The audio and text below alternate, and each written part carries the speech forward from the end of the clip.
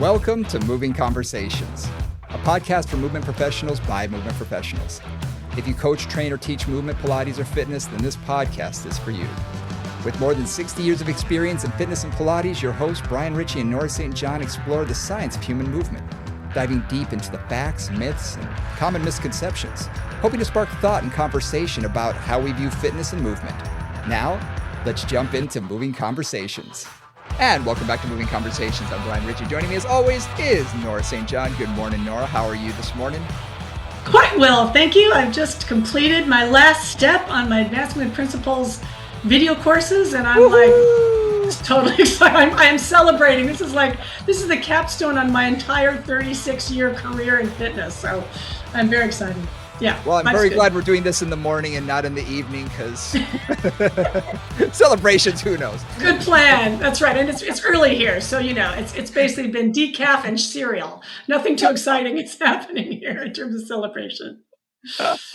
Yeah, that is a huge accomplishment. I did quite a bit of filming with you, in 2024, and you've been working on that pretty much nonstop, through a lot of the pandemic, and it's been a long effort. So congratulations. Thanks.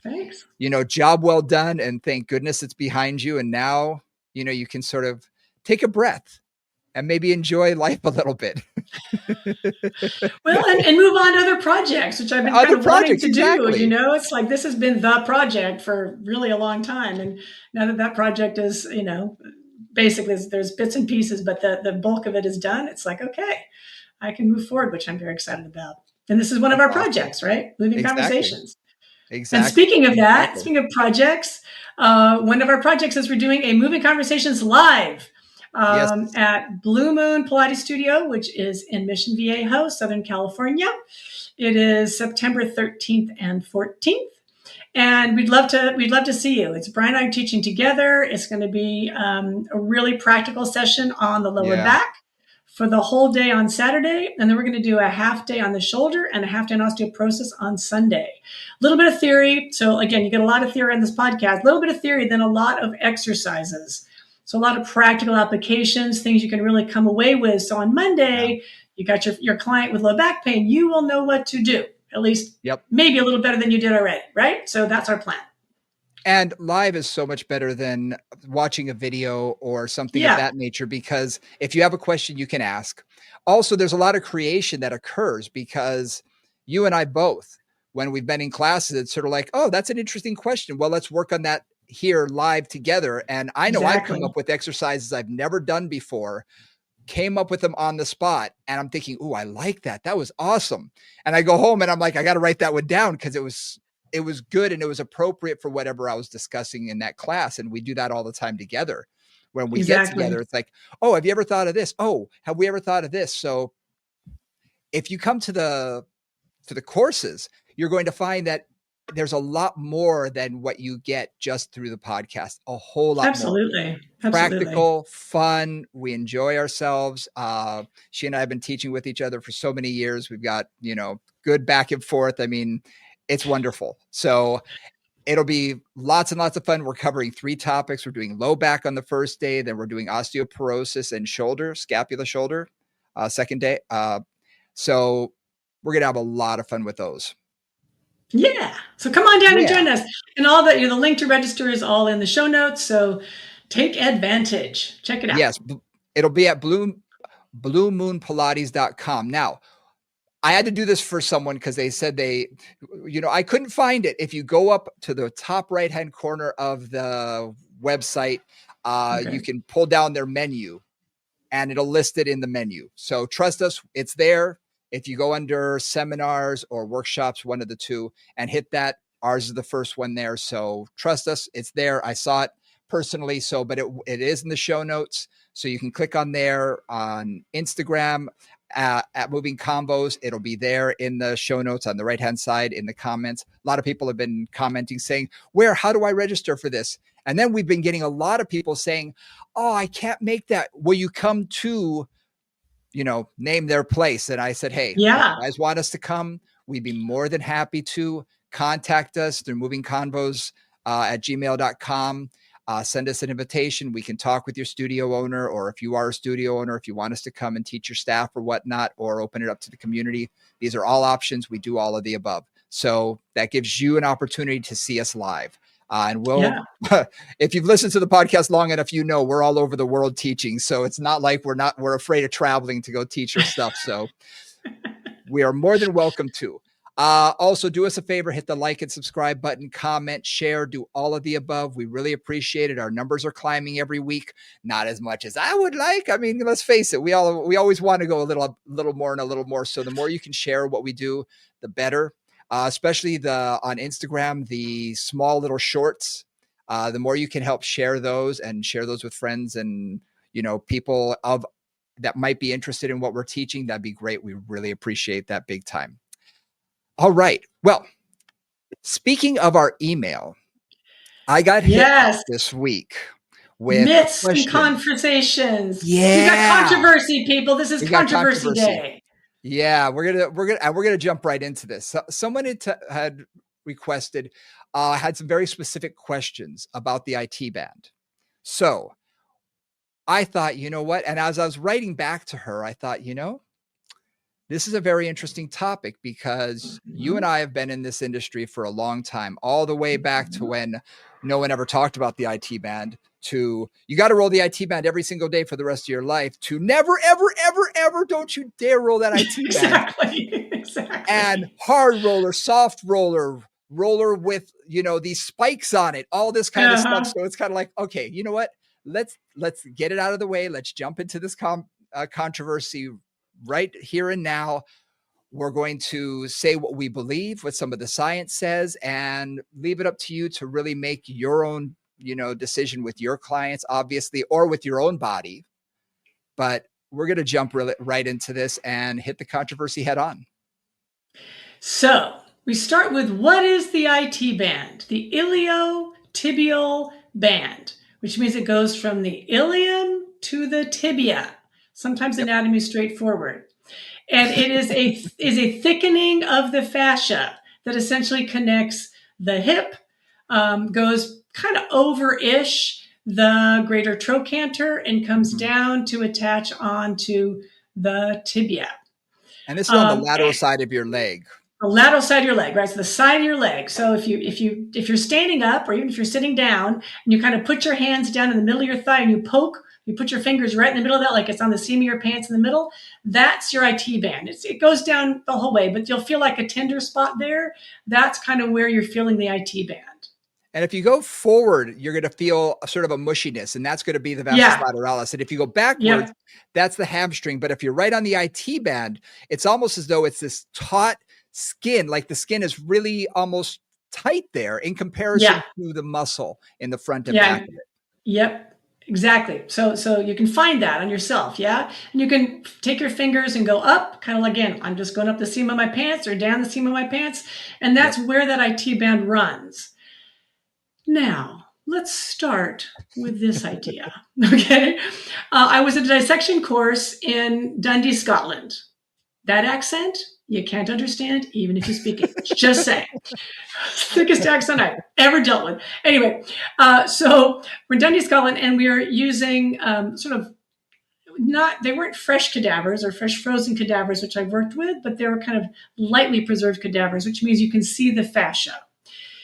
In the old days, when you had fully preserved with a lot of formaldehyde cadavers, which I worked with, when I was in college, the fascia kind of gets destroyed in that process, and you're often kind of taking it off to get to the muscle underneath.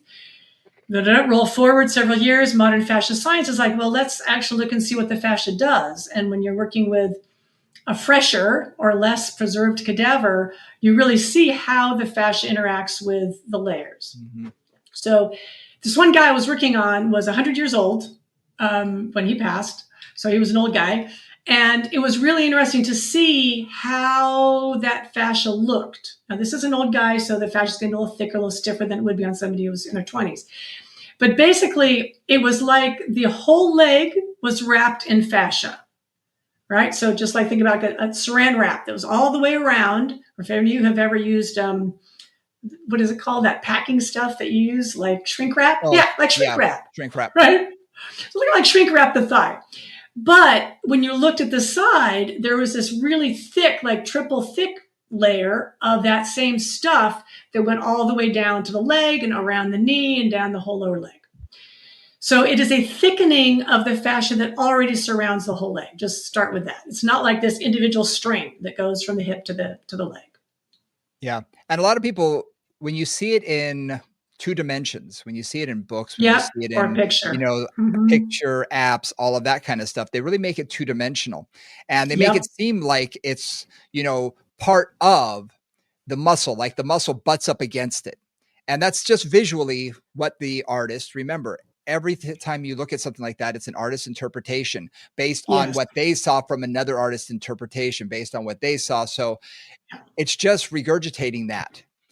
When I've worked with cadavers in college, as well as seen them, through video and whatnot, you can see how thick that IT band is and how you pull it away from the tissue underneath. You can actually get your fingers underneath it, and it is tight. It is supposed to be that way. It's thick and it's It's thick, strong. super strong.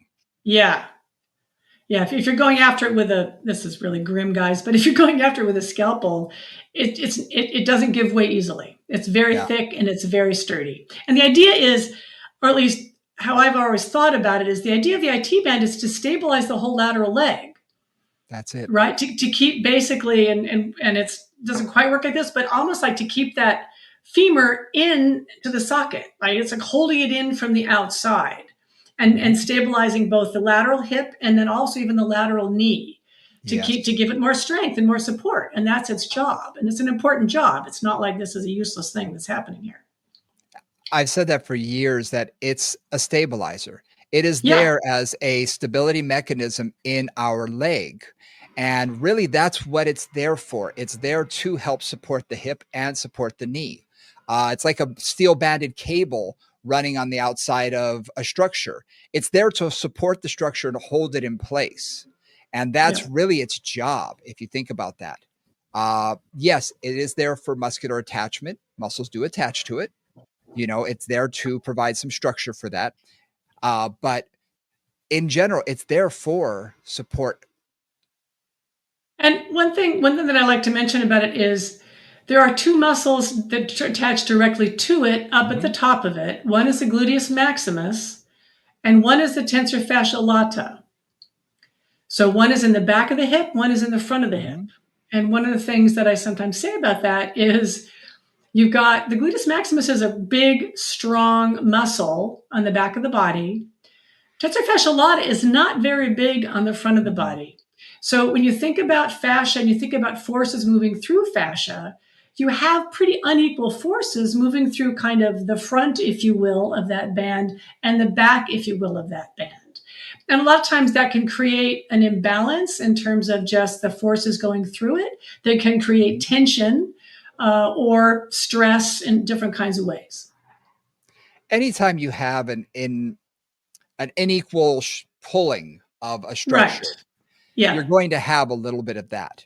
You're going to. But remember that if you look at it from a point of view of movement, okay, it's really crossing multiple joints. It's not something that's just from one thing to another. It's going from your ilium way up on your hip, the highest point of your ilium, going down sort of at an angle towards your greater trochanter, then shooting down your thigh, the lateral part of your thigh, crossing the knee.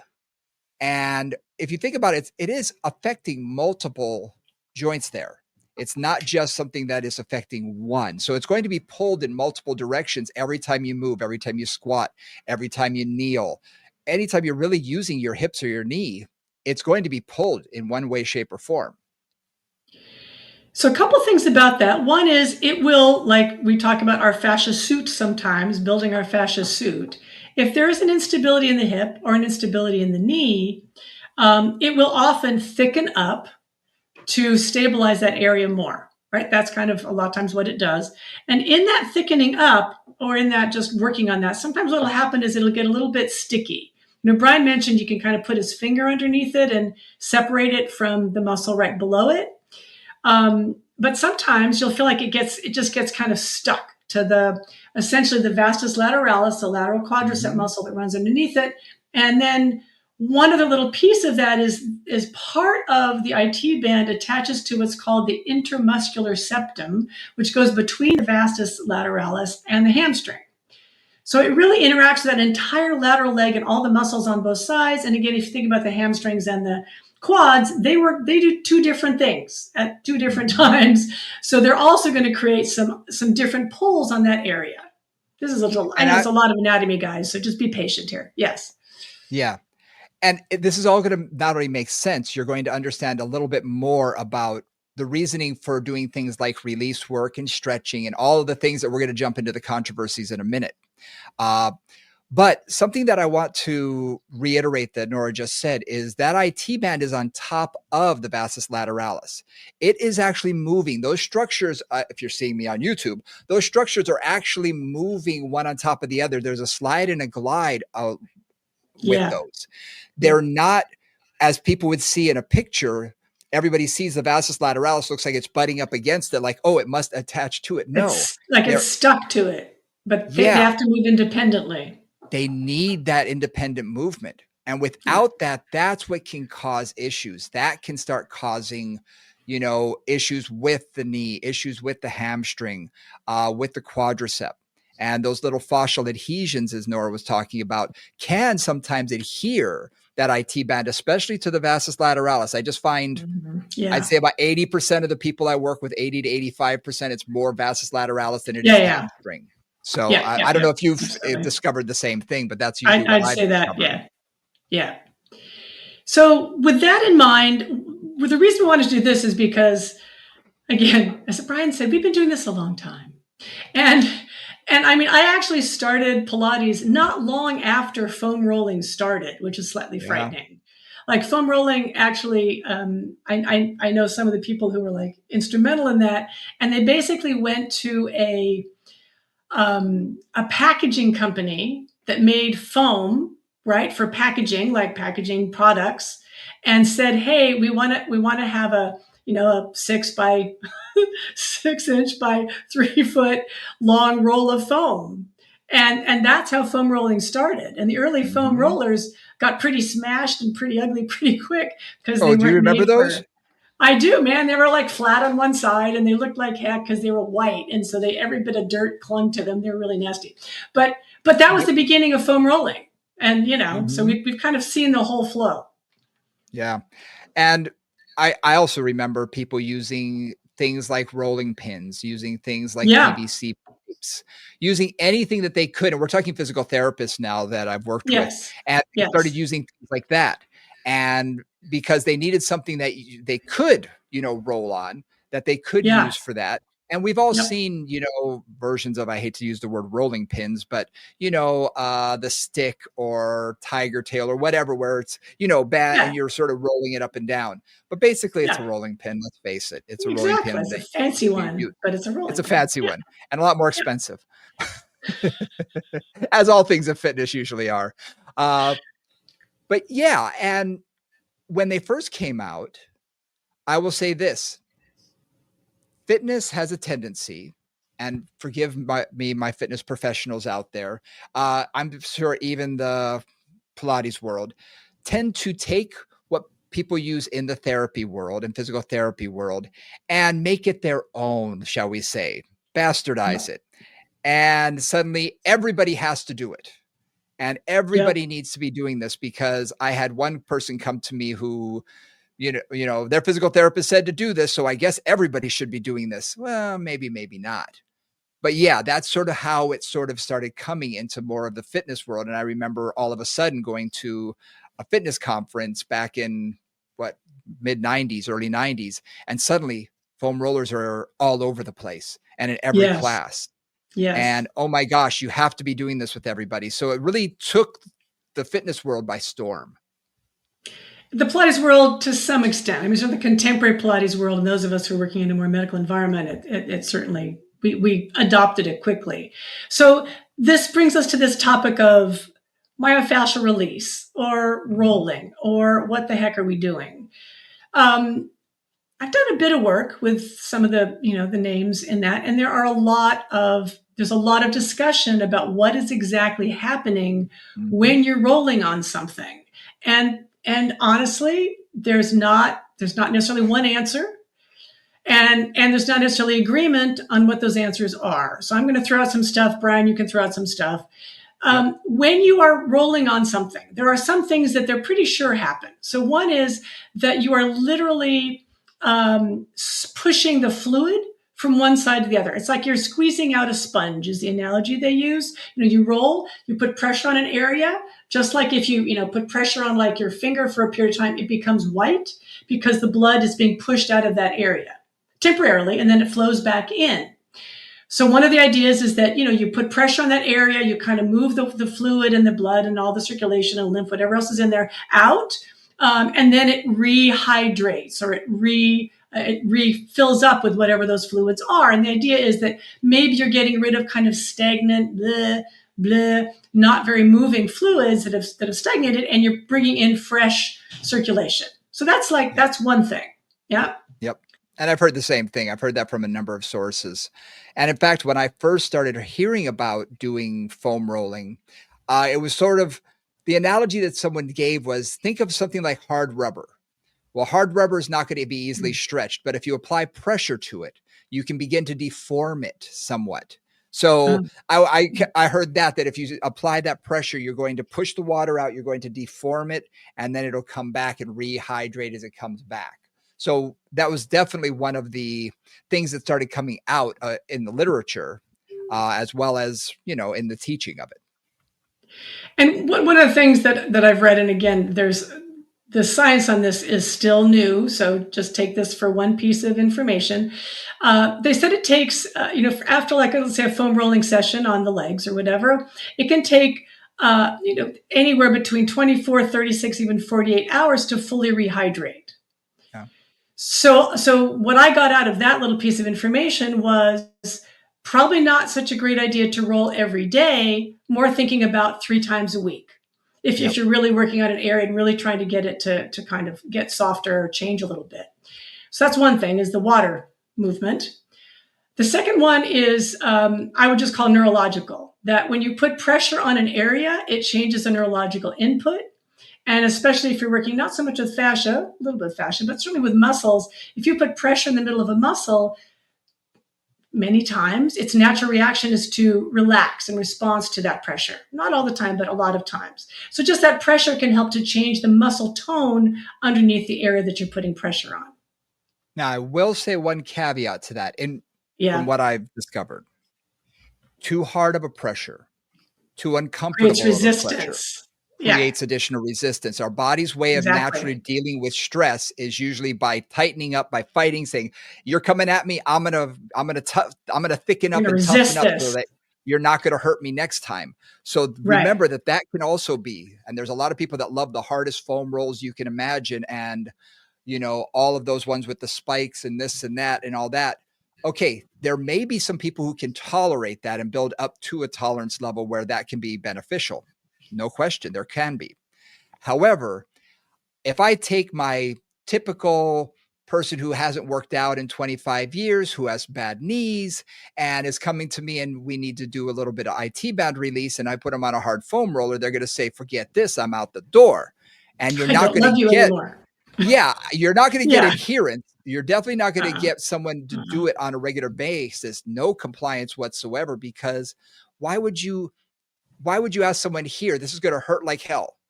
Do this every day"? No, that doesn't work.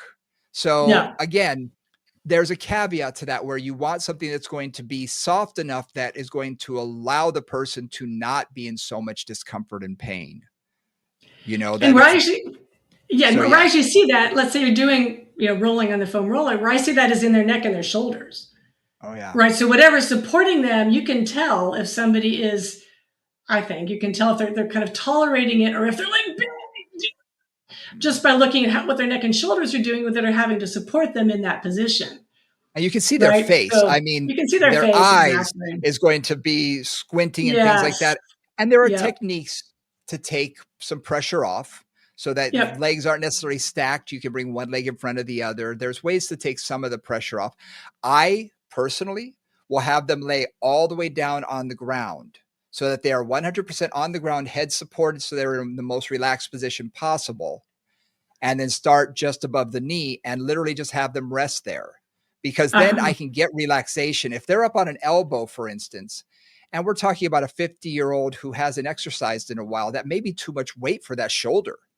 Yeah. So suddenly they're focused on trying to get comfortable in the upper body, and they're really not focused on what they should be with the release work. So sometimes just having people lie down all the way on their side, fully supported on the ground, head in a relaxed position, I find gets better, not only compliance, but better results in the end. Yeah. Personally. Yeah. So anecdotal, Agreed. 100%. But I've seen the more you can get them to relax, the more you can get them comfortable, the more the muscle can get to relax, the better it's going to be. So we talked about hydration, we talked about the neurological component. There's also the mechanical component. Yes. And this is where, foam rolling is not very accurate, I would say, or precise in that way. This is where somebody who's like a rolfer or a structural integrator or body worker of some kind can really go in there, and with your hands, you can't really feel this with a roller, with your hands, and Brian and I have both done a lot of hands-on work over the years, right? You can feel where that area is stuck. You can feel like where the tissues move and then where they kind of like don't move. And you can use manual work to kind of release some of those adhesions between the IT band and the tissues underneath it that should be gliding and sliding. Yeah. But again, barring manual work, because not everybody has that ability or that access to somebody with a manual therapist, the roller is another way to kind of break up some of those adhesions and some of that stickiness between those layers. Just by kind of moving and pushing those layers around each other can help to kind of create some of that release work. And that really does allow that glide and slide, which often improves a lot of things. If you think about it biomechanically, if a muscle is meant to move in a certain method, a certain way, and have a certain amount of range of motion, and then suddenly the object that's lying up against it is stuck to it, and isn't allowing it to have its normal range of motion, you're going to have some impediment. There's going to be some impeding of natural movement, and things are going to be pulled in ways that it was not designed for. So those adhesions are really what, when I tell clients, because a lot of times clients say, I was told to roll my IT band, I don't know why. And I'll explain, because usually the adhesions is the easiest way to explain to someone, and just say, fascially, they're just stuck together. And I say, like, microscopically, like spinning cotton candy. These little adhesions are sewing it together, or welding it together a little bit. And when you hit those hot spots on the foam roller where you're like, oh, I feel that, it's like, okay, that could be one. That's an area that's not getting the right nutrients. It's not moving properly. Okay.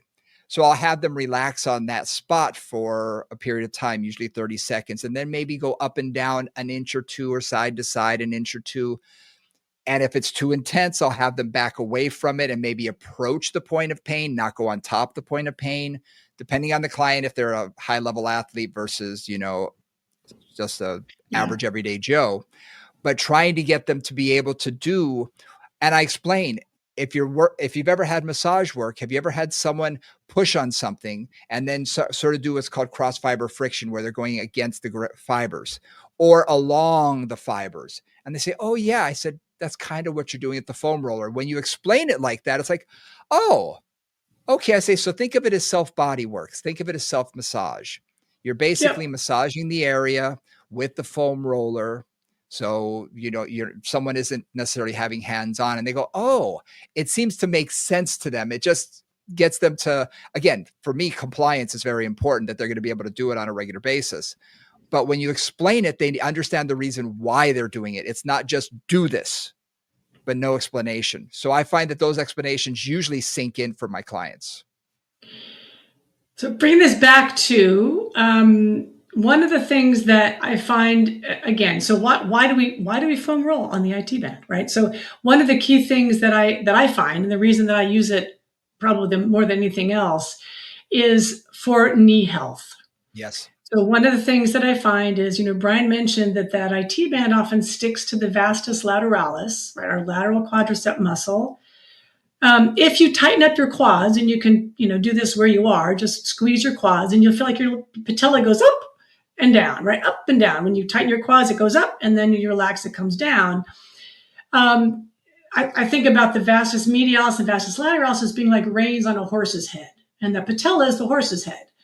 And ideally, you want that patella tracking straight through that groove. So when you tighten up your quads, it should come ideally straight up towards your hips.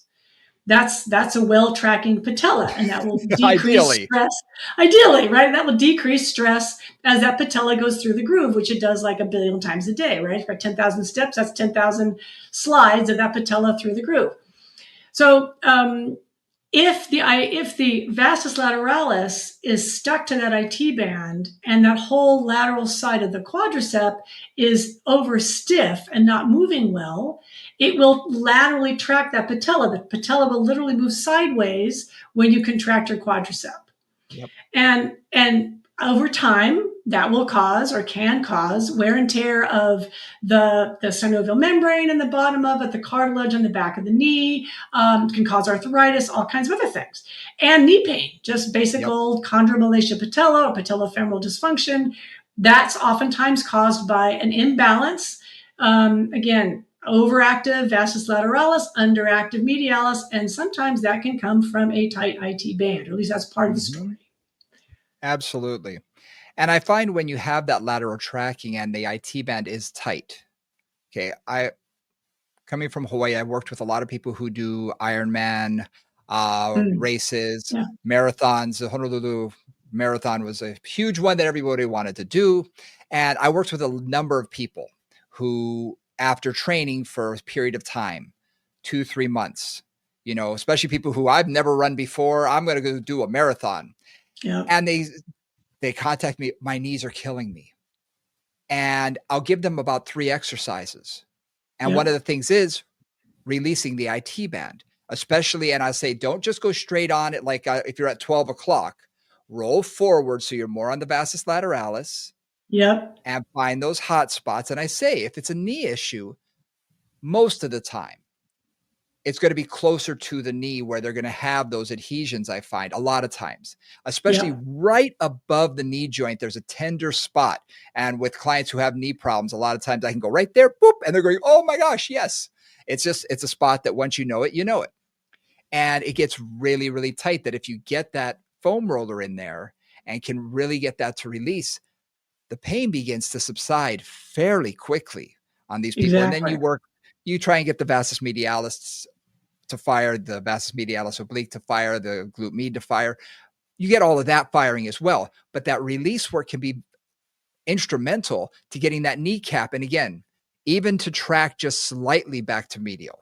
It doesn't have too often. And if you don't agree, please let me know. Too often I find we are very black and white, instead of, in the middle. So a lot of people are going to say, oh, it should be perfectly straight. Or if it's at all moving to the side, you're going to have pain. Well, guess what? I've got big vastus medialis because I was a cyclist and I still have some lateral tracking issues, but I have no knee pain. So guess what? Me too. It's not bothering me at this time. When I've had knee problems in the past, I roll it, I do certain things and it does come back. And sometimes it just has to come back a little bit. And it can make a huge difference. And that's this concept of reciprocal inhibition. In other words, if that whole vastus medialis and the IT band are too tight, they won't actually let the vastus medialis fire. Right? Because if you're too tight on one side, like if your hamstrings are too tight, it's going to be harder for you to do other things. So that's just classic. You just want to get that area moving enough. And again, it can just be micro. It doesn't have to be a lot, but just enough to let that tracking improve slightly and let the balance get a little bit better. And oftentimes knee pain goes like, whoop. So this is where the controversies kind of crack me up. So we're getting into controversial territory now, I think, if we haven't already. We're opening up the can of worms now. When I, because I've been doing this for 30 odd years, and with all of my knee clients, they get lateral rolling or release work, however they can manage that, and they get vastus medialis strengthening. Like those two things are always key. And in about, 80, 85% of cases, that can make a difference within a week or 2 or 3 or 4. Like it's just, that's one of those little tricks to have. Yeah, like my toolbox, like that's something I'm not willing to give up in my toolbox because it's really effective. So a few years ago, maybe 10, maybe 12, I started to hear from the massage community. That was where, at least that's where it first came into my awareness. Oh, you shouldn't roll on the IT band. And I was like, okay, why not? And I heard two diametrically opposed opinions on this. So one of them said, oh, it's too thick. You can't affect it anyway.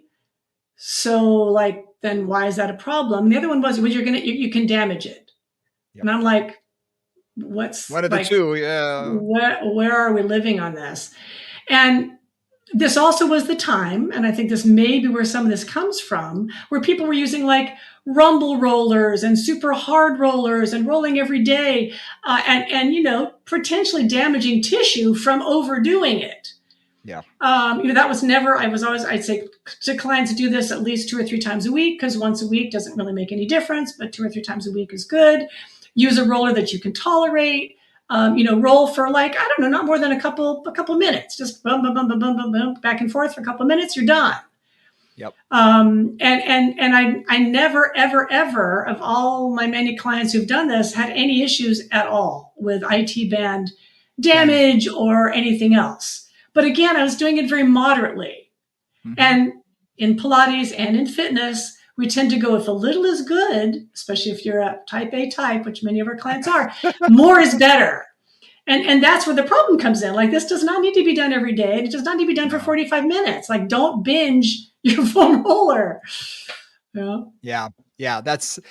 It's very, very common for people to, if a little is good, a lot is better. And I've heard those controversies so many times.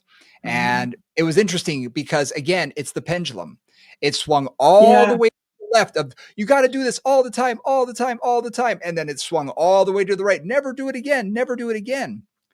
And what I would always bring up is I'd say, okay, let me just ask you a question. Millions of physical therapists have been giving foam roller exercises and release work for the last 20 years. They're getting results. They're not causing any injury. Are you sure we shouldn't be doing it at all? And when I say that, they don't know how to come back to it. And I say, now listen, I do agree. I once stood in front of a group. I remember where I was in Seattle. A very famous foam roller company gave out those foam rollers that are nothing in the middle, so that you could travel with them and everything. And everybody got one. And I see this room and a bunch of people. I'm going to teach a class on the knee. A bunch of people are rolling on it. I'm watching all these people. And so in the middle of class, we were going to talk about the IT band a little bit. I said, I see all these foam rollers. How many of you foam roll your IT band every day? And everybody's hands went up. I said, wow, okay. And how many of you do it, not only every day, but have been doing it for like the last 2-3 years? And every hand went up. And I said, don't you think it should be released by now? Yeah. And you can see everybody's face dropped. Yeah. And I said, so let me ask you, maybe how we're doing it is wrong, and not that we're doing it is wrong. There we go. Exactly. Technique, rather than going to the extreme and saying nothing. Again, I use a softer foam roll. I have people sit on a spot. I don't have people just roll up and down, up and down, up and down. Hold a spot for 30 seconds. Do a little bit of cross fiber friction or, longitudinal, and then relax and then get off of it. Move up a little bit. The example I often use, and I don't know if this will work for you, but I say, imagine your IT band is a rubber band sort of thing with a lot of knots in it. Okay. Well, more knots you tie, the tighter it's going to get for the same length. Now, if I loosen up just 3 of those 20 knots, it loosens up a little bit. So guess what? If I can just release a couple of those adhesions, things are going to loosen up with the vastus lateralis. Things are going to start moving a little bit better. And as it moves a little bit better, I get better quality of movement. And I don't have to release them all in one day or in 1 week. And I don't have to do it with the hardest foam roller. I can sneak up on it and do a little at a time. And it was interesting to watch this group, just their mouths just dropped open. And I said, just something to think about. just something to think about. And I moved on because I knew it was a controversy and I knew I'd be getting 30 questions right then and there. And we may get it from today's episode, but these are some of the things we hear. So I say it's not that you're foam rolling, it's how you're foam rolling. Well said. Well said. And I think that's just a perfect example right there. I loved everything you just said about just moderation, because one other thing, remember I said at the very beginning of the podcast that part of this is hydration and rehydration, or dehydration and rehydration. And it takes like 36 to 48 hours for it to fully rehydrate. Yeah. You don't want to keep dehydrating that tissue. Like, you don't want to just keep pushing the water out. You want to, let it come in, let it go out, let it heal and take its time. That's one thing. The other thing too is, and I say this about all myofascial release work, because I've also done a whole lot of hands-on work. Like, let's say I'm working on the IT band. I'm going to find a spot. It's tender. I put the roller on it, or I put my hands on it, or whatever I'm doing. And when I first start, I always say, like, if you put your pressure on it and it feels like, it feels icky, right? You feel like tightness, stickiness, sharpness, whatever it is. And then ideally after a few minutes of whatever you're doing, or a few moments, even seconds of whatever you're doing, that sensation eases up. Mm-hmm. If that happens, that means you have had a reaction in the area. That may be all the reaction you need. Mm-hmm. Right? So it's like, sometimes when you roll, like if I'm rolling on my hamstrings, I don't usually feel very much on my hamstrings because they're just not very sensitive. But sometimes I'll have a tight spot because of something I've been doing. So I release that tight spot, and maybe I don't really need to release my hamstrings for 6 more months because I haven't done anything to irritate them. The IT band, it's the same thing. It's like, if I really want to change that, and if I can roll on the IT band and not get much of a reaction, it's a healthy IT band. Step away. Yep. Like, you don't need to keep rolling that. If then something starts to come up again, you may try it in a week or try it in a couple of weeks. Oh, it's a little tight. I'm going to release that bit. That's all you need to do with foam rolling. It doesn't need to be like, I'm going to do my whole body every day just for preventive maintenance. That's not really what it's designed for. It's designed to release specific issues and then let them kind of settle down, calm down, and heal. I want to talk about one thing here. Does everybody need to roll their IT band? And this is something that, exactly, Nora shaking your head, no, absolutely not. And the reason I say this is, right now, my knees are fine. I'm not having any issues. Am I rolling my IT band a couple times a week? No, I don't even think about it. If they start bothering me, sure, I'll start doing it because I know my knees well enough. Now, when a client comes in to see me, I put them through an assessment, and one of them is called the Thomas test. You can look it up online. We'll briefly explain it here. Lying at the edge of a table, bring both knees into their chest. While holding on to one, keeping their pelvis still, you're going to lower the opposite leg down toward the ground in front of you. Now, if that leg externally rotates out, or that knee shoots out toward the side as it goes down, chances are it's a tight IT band. Okay, that's often what we're going to see, is that rotation and lateral shift of the leg and as it abduction. goes down. Yeah. Abduction. Yeah. But guess what? There have been a number of people that I put that in, and that leg comes straight down. Their IT band's not tight. Remember, it is a stabilizing structure. It needs to have some tightness. It's not supposed to be stretched out, to be loosey-goosey. We don't want that. We need that structure. If I'm holding up a pole with 4 steel cables, the last thing I want to do is release one of those cables to the point where it's not giving structure anymore and not giving support, because that is going to come down eventually. So I remind myself of that. It's like, look, if they need it, they need it. If they don't, they don't. Move on. Exactly. So keep that in mind. Not everybody needs it, and not everybody needs it for the rest of their life. Absolutely. It's a tool to be used as needed. Yeah. Right? If my clients have knee, like Brian says, and me too, I've got knee issues that sometimes crop up. When they crop up, I do some foam rolling, and I do it again 2 or 3 times a week. I just do it enough to release that area. Once that kind of original sharpness comes down to what I think of as kind of a more normal level, I don't roll for a while. Yep. And then, maybe I do something crazy. My knees get irritated again. I'll go back to rolling. This is just, again, moderation. And it's very hard for us as humans to do moderation because we just like to do the same thing all the time. It just makes us feel better. We also like checklists. We want to right. know. Like I've done this, I've done that, done. I've done the thing, right? I've done my morning routine. I've checked all the boxes and I'm good to go. That's great. You know, sometimes that's fabulous. And sometimes like that, you don't need everything every day. Your body changes. Yep.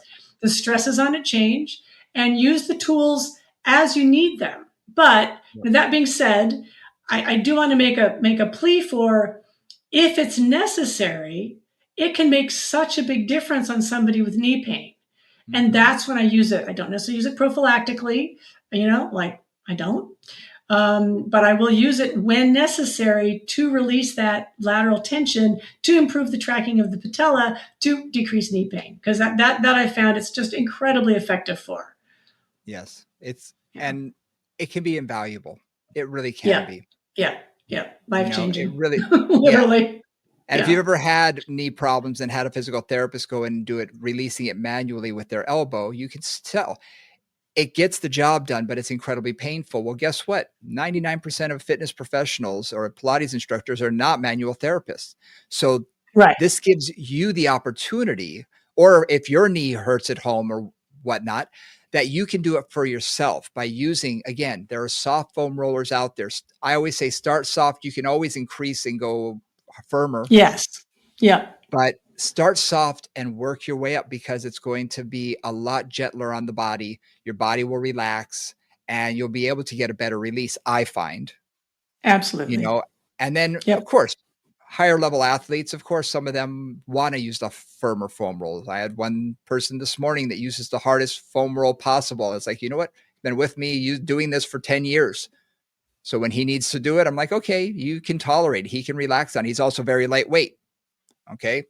My 190-pound frame is going to be different than his 140-pound frame. It's a little feel more pressure when you're lying on it. Yeah, exactly. So this was definitely a topic that I wanted to bring up, because I think it's important for us to realize that there's a time and a place for all these techniques. Yep, exactly. And when done right, when done correctly, and when done for the appropriate amount of time, it can be incredibly beneficial.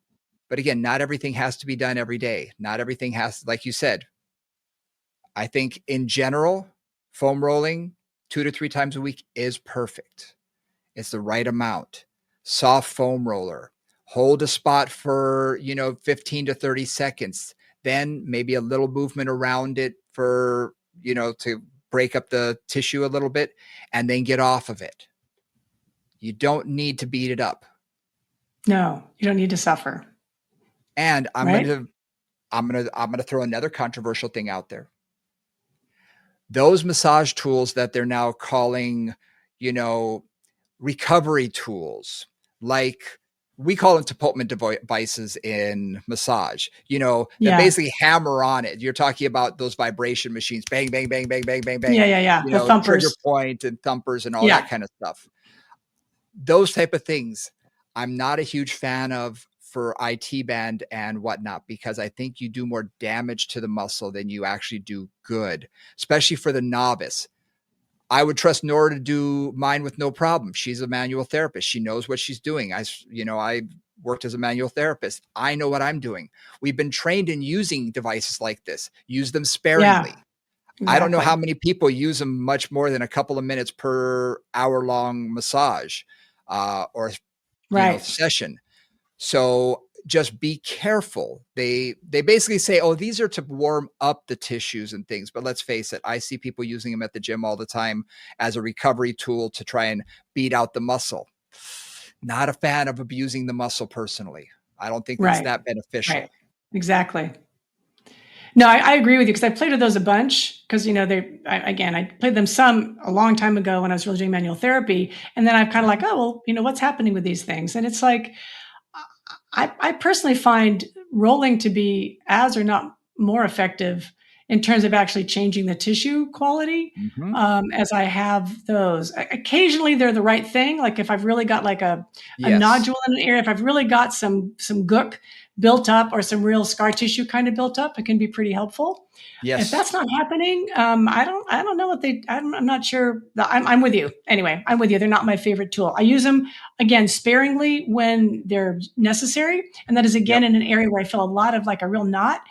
But just as a general overall tool, I find foam rolling actually be more effective. I think the hydration, dehydration of a whole area is more effective than just that vibration piece, or in my experience. And again, that's just my take. 100% agree. So I just wanted to throw that out there again, because there are a number of people who believe that those things are the end all be all. But again, a lot of times in the fitness world, we have a tendency to jump on a bandwagon quickly and then jump off it just as quickly. So it's one of those hot things that's at our conferences and whatnot. So just wanted to bring it up, just throw it out there, you know, another controversy. So we might be able to talk about that some other time. But hopefully this has given you some thoughts and ideas on why you're foam rolling, especially the IT band, and how you should be foam rolling, and what you're really doing to the IT band. And remember, it is a thick band of connective tissue. It is not something that can be stretched. That's another controversy. You cannot stretch an IT band. It is not muscle. Okay. You can slightly deform it, but it's not like you're going to stretch it far. We're not Stretch Armstrong here. We're not stretching, it's a little deformation. We're really trying to remove those adhesions and work on hydration. Yep. So we'll see what comes out of this one, Brian. Yeah, we might have opened Pandora's box here, but bring it on, guys. We'd love to hear what you have to think about this, because it's. Yep. And again, hit us up, movingcombos@gmail.com. We will read all the emails. I have no problem bringing up this Pandora's box of things. Hopefully we're going to hear a lot of people who are much more in agreement. And hopefully we gave some clues, like I said, as to why we're doing it, how to do it, and how to do it safely, so we can do it for our own bodies, but also our clients. But yeah, we opened the box. Let's see what happens. You can always reach us at movingcombos@gmail.com or DM us, movingcombos on Gmail. Is usually the best way to get in touch with us. So that being said, we've opened the box. We'll see what happens next. Thanks, guys. All right. We'll see you next time. See you later.